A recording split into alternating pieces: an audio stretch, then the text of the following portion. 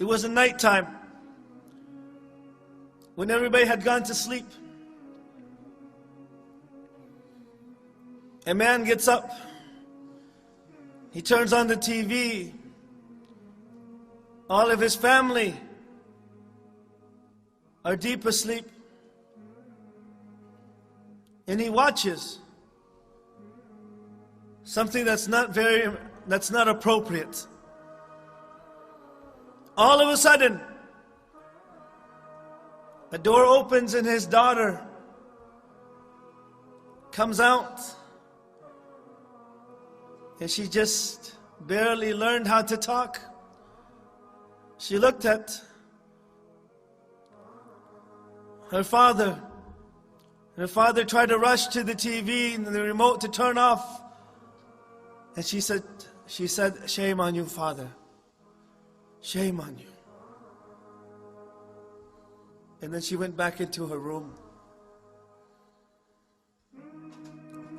And so that man, after turning off the TV, those words resonated in his head. "Shame on you, Father.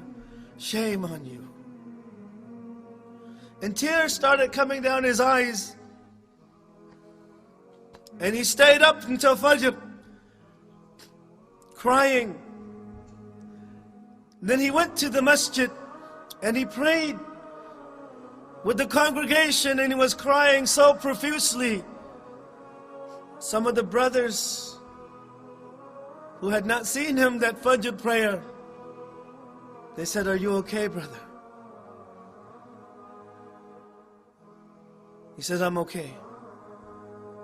One of his close friends came to him. He says, "Are you okay?" And he is crying and he says, "For over 20 years,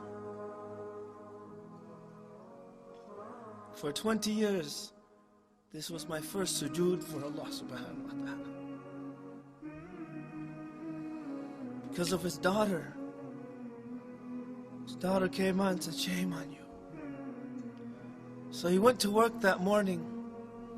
And of course he was very tired because he didn't get much sleep at night. His wife tried to call him, but she couldn't reach him.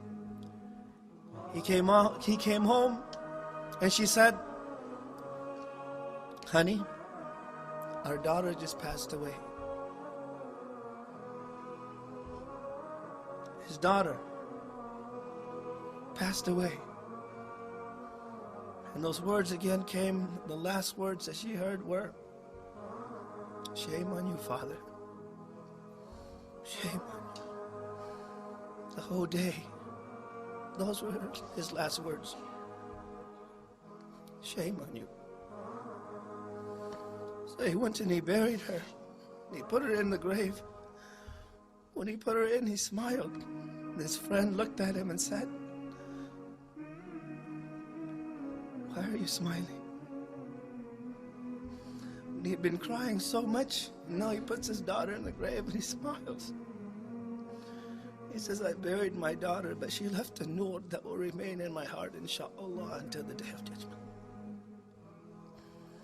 And from that time on, he became strong. He kept on going to the masjid. And he changed. Allah took away something from him. But because of those words from his daughter,